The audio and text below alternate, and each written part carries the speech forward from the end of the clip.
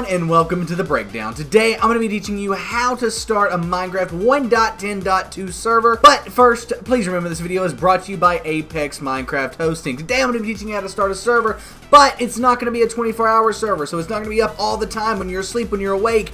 It also doesn't need to be given to everyone. Only give the IP address of this server out to your friends, family, people you know and trust. Because if someone gets the IP address of this server, they can do bad things. They can take your internet offline. They can do all of that. So make sure you trust the people who you give this server out to. If you want to give your server out publicly, for example, be able to post it in the comments below, you need an Apex server. So go to thebreakdown.xyz/Apex to get an awesome 24-hour Minecraft server that you can give out to anybody you want without any single worry. Another big benefit, by the way, of a 24-hour server is it doesn't use your own computer's resources, which the server we're about to make does. But nevertheless, if you do want a server that uses your own computer's resources, you can only play with your friends and family on and all that stuff, then let's go ahead and get started. So first off, what you want to do is go up here and go to Minecraft.net/en/download, or the first link in the description down below. Go down there, click that, takes you here where you want to click on. You can also set up your own Minecraft server. You want to click that, and then as you can see, we have downloaded Minecraft_server.1.10.2.jar. Click on that, and it downloads the server down here. You might have to click keep or confirm, or as it says here, keep, to make sure that you actually download it. Some browsers think that jar files are bad, but this is from the official Minecraft website with security protection on it, so we're good to go. If we minimize our browser here, we have the file we downloaded, Minecraft_server.1.10.2. We want to create a new folder. I can name it whatever. I'm just going to name mine 1.10.2. If I can type server, hit enter, and then we want to click this and drag it over into the folder. Once we open the folder here, you can see it there, just double click on it. Just nonchalantly double click on it. It will then generate all of these files. If you run it or anything like that, this won't work, and it might not work if you're not an admin on your PC. If you aren't like the highest level of user, for example, it won't let you do this sometimes. But anyway, it should have worked there, and we now have EULA log server. We want to open up the EULA, or EULA. Opens up in a text document. Now, I just looked at this and just read it, so I agree to it. So I'm going to come down here and go EULA equals TRUE, true. You want to go to this link right here, read it over, and make sure your server is not going to do any of the things it says you can't do. And as long as it doesn't, you can change that from false to true. Now we want to hit File, Save. Save it a few times even, make sure it saves. Close out of that. And now we want to click on Minecraft_server.1.10.2 again. And this time, it opens up our Minecraft server, basically, our server area thing. I don't know exactly what you would call it. It's the server manager. Now, once you've got this open, it's pretty easy to just go ahead and wait for it to say done, as it says right there, and then type in stop, S-T-O-P, enter, and that's going to shut everything down because we still need to get people to be able to play on it. Now, if you were just you wanting to play on a server for some reason, you didn't want anybody to play with you, technically the server is now set up, but I don't think anyone wants to do that. So what we want to do is come over here and open the server properties file. Just kind of keep that open in the background while we go up and we type in CMD. We search CMD on our computer. That should bring up command prompt, right click on that, and run it as an administrator.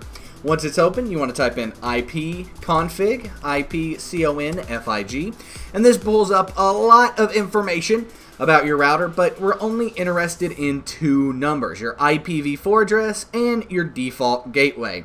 So first off, let's come over here, and where it says server IP, we're going to put your default gateway, I'm sorry, your IPv4 address. So IPv4 address, mine is 192.168.0.103.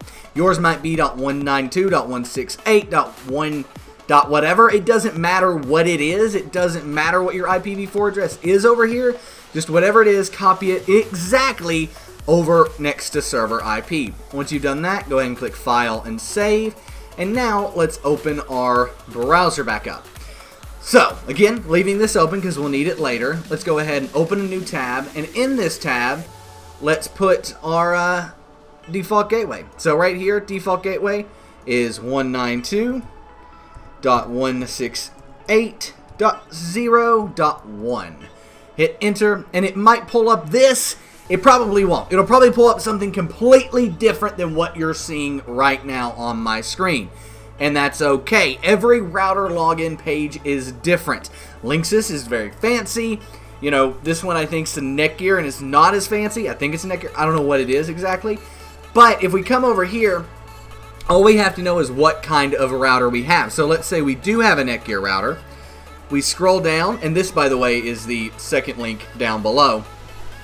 We just scroll down, we find Netgear, find password, and it will go through and find common router passwords for the type of router you have. Now, so you need to search out your model number here. A lot of people have WNR version routers, so those are usually a good place to start if you have Netgear. But if you go and look at your physical router, it should have the model number on it as well as the manufacturer. Now, if what you find here doesn't work, contact whoever set up the network in your house. It might be your parents, it might be your significant other, it might be your brother, it might be your sister. Whoever set up the network in your house, and they should know the username and password for your router. If they don't, contact your ISP, and they should be able to help you out. Anyway, I know mine. I'm going to go ahead and enter it. Once it's entered, I will go ahead and move on to the next step. So once you log into your router, it'll look like something like this or completely different from this. But whatever it is, that's perfectly fine. All you have to do is find forwarding, port forwarding, apps and gaming, something like that. This is most likely going to be an advanced or advanced or something like that. But all you're looking for is port forwarding / port triggering. If you can't find it, no worries. I have a third link down below. Is this? It's setuprouter.com, and you can scroll down, find the type of router you have. For example, if you had a, I don't know, 1net1, I don't even know what that is, you could then select which one of their two models you have and get the information on how to do things like their manuals and stuff like that. For example, download their manual and then go in there and figure out how to port forward. On this router, it's under forwarding, and then it's actually under virtual servers, right? Kind of confusing. I actually had to look in the manual to figure that out, right? But no worries, just add new. And then for service port, it's 25565. For whatever port yours has, it's 25565. Same thing for this, 25565. The IP address is your IPv4 address, again, right over here. In my case, 192.168.0.103. And then for protocol, we want all or both or whatever yours is. TCP / UDP. We want both of those, basically, but you can just click all to get both of them. Status is enabled, that means it's working, and then we can click save. It then goes through, adds the port forward to the router, and boom, there we go. Now, our server should be up and running. The hard part is done. All we've got to do is come over here and open up Minecraft. Once Minecraft is open, we can just hit play, open it up, and then join our server two ways, right? So the first way we want to join our server is to just make sure it's up and running, right? To do that, you want to come over here into the folder you created, double click on Minecraft_server. It's then going to open up this little nice GUI.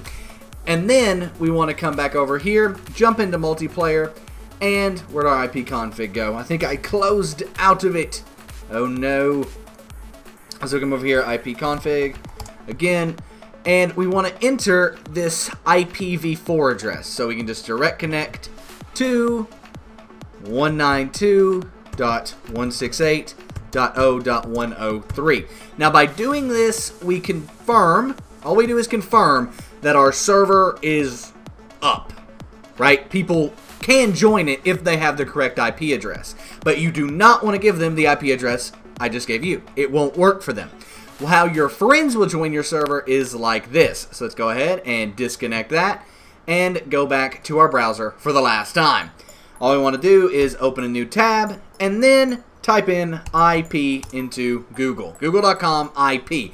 Now for you, there's a black box on your screen, but you can see the last 2 numbers. Basically, this is my public IP address, and I don't want to give that out to you guys because you guys can do bad things with it. That's why this server is only meant for people you trust, because if someone who you don't trust gets this server and gets this IP address, how they join the server, they can do bad things with it, like basically shut your internet down. So we want to copy that, come over here, and then direct connect to that public IP address. Now, again, for you, mostly a black box, but you can see the last 2 letters, so you know it is the same number.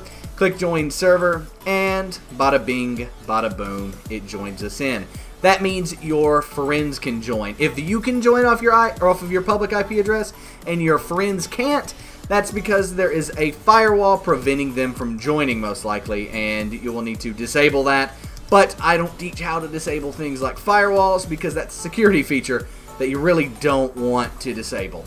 Anyway, guys, that is how you set up a that is how you set up a Minecraft server. If you do on a Minecraft server that is up all the time, for example, when you turn your computer off, this is going to stop working. Whenever you close out of this little box, it's going to stop working. So if you want a 24-hour server that's up all the time, that you can give the IP address out to anyone and everyone without worry, go to thebreakdown.xyz/apex. That is the first link down below, thebreakdown.xyz/apex, and get yourself an awesome 24-hour Minecraft server for as little as $3 per month. Anyway, guys, I hope you enjoyed this video. This has been the Daily Breakdown, and I'm out, guys. Peace.